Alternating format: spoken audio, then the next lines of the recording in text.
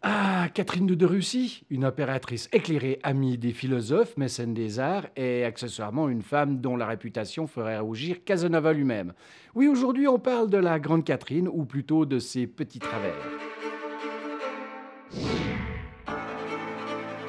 Salut et bienvenue sur Historia. Entre conquête, trahison et scandale, c'est parti pour un tour dans le passé. Tout commence en 1762. Catherine, une princesse allemande au prénom bien propre, Sophie Frédéric Auguste, décide que son mari, le tsar Pierre III, est un peu, disons, incompétent.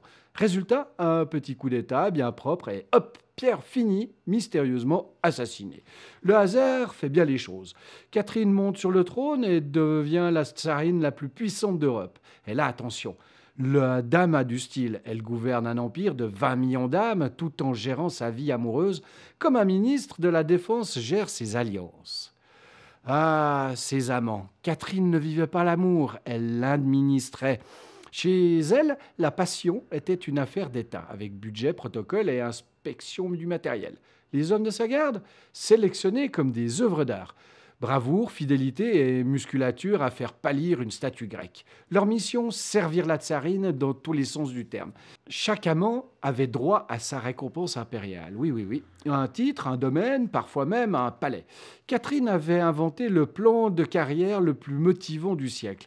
Un peu de sueur, beaucoup de charme et une promotion assurée. Le tout sans entretien d'embauche, juste en tête-à-tête à la chandelle. Et puis il y a eu Grégory Potemkin. Pas un simple amant, non, un partenaire d'empire, de lit et de stratégie.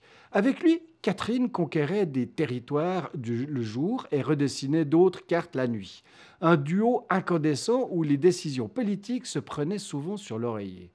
Mais attention, Catherine n'était pas du genre à s'attacher trop longtemps. Quand un favori devenait trop envahissant, elle ne criait pas, elle signait un décret. Un titre, un château, une retraite dorée et hop, merci pour les services rendus. Une rupture avec prime de fidélité version 18e siècle. Évidemment, les chancelleries européennes ont étouffé de jalousie. Une femme qui gouverne, qui séduit et qui s'en sort mieux qu'eux, intolérable.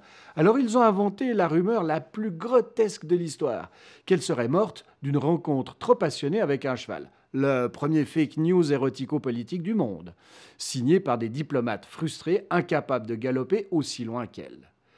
Mais attention, Catherine n'était pas qu'une collectionneuse d'uniformes bien remplis. Non, non, non, non. Elle voulait qu'on se souvienne d'elle comme une femme des Lumières. Elle lisait Voltaire au petit déjeuner, correspondait avec Diderot entre deux conquêtes et citait Montesquieu avec une aisance qui ferait rougir un professeur de philosophie. Bref, Catherine adorait les penseurs tant qu'ils restaient à bonne distance de Saint-Pétersbourg.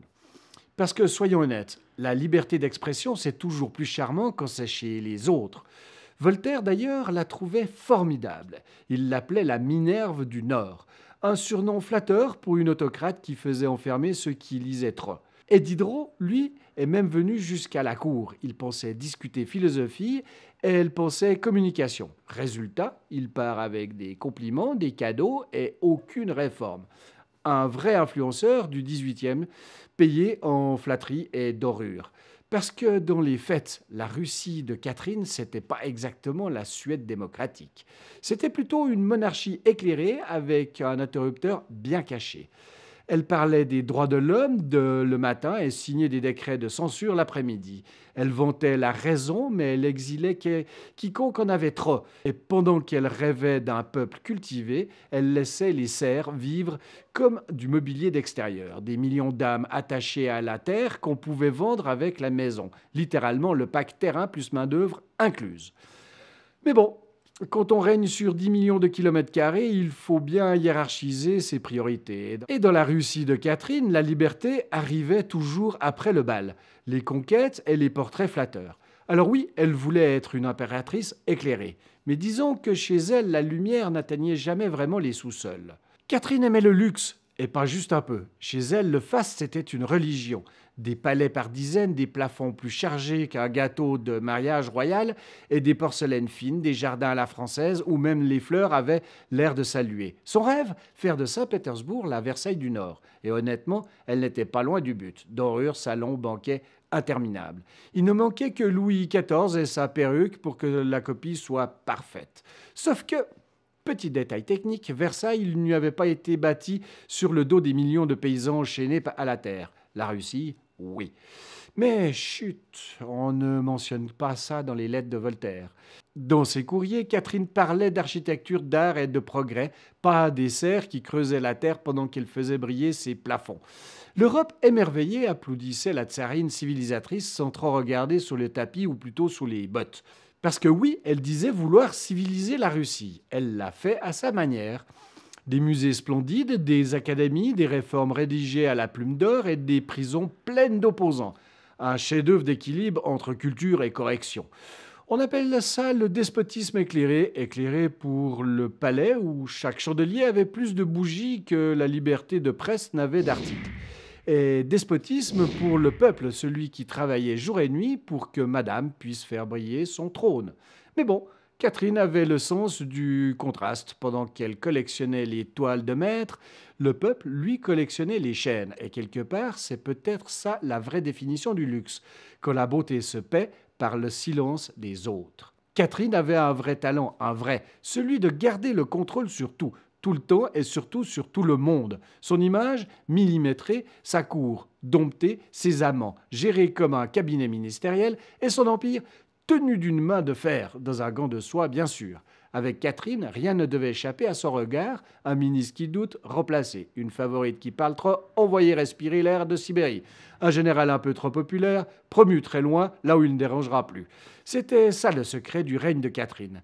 Le contrôle absolu, le sourire en prime. Et quand quelqu'un osait la contredire, elle ne criait pas, elle ne tapait pas du poing, non, elle réglait ça efficacement. En Russie, sous Catherine, les problèmes avaient une curieuse habitude, ils disparaissaient, parfois vers le bas de la hiérarchie, parfois un peu plus bas que terre.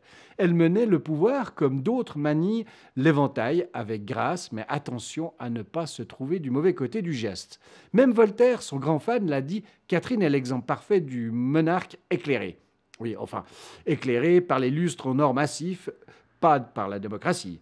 Parce qu'entre deux lettres, à ses philosophes préférés, elle restait surtout la patronne d'un empire où la liberté avait des horaires de bureau, et souvent un couvre-feu. Mais c'est aussi ce qui fascine tout le monde chez elle. Catherine pouvait parler philosophie avec le même aplomb qu'elle signait une exécution. Un mélange d'esprit et de poigne de grâce et de terreur, le tout parfaitement orchestré. Un vrai show impérial avec une seule vedette au centre de la scène, elle. Catherine II, c'est la preuve vivante qu'on peut être à la fois géniale et redoutable, une femme cultivée, charismatique, impitoyable, amoureuse du pouvoir et de quelques beaux soldats. Elle a modernisé la Russie, agrandi son empire, fait briller les arts et humilié tous les machos de l'Europe. Mais si tu l'avais demandé de lâcher un peu de pouvoir, elle l'aurait souri et t'envoyé en Sibérie. Catherine la Grande, une femme éclairée, mais qui n'aimait pas partager la lumière. Alors, pour éviter de rester dans le noir, pense à liker et t'abonner, sinon l'exil n'est jamais bien loin. Allez, ciao!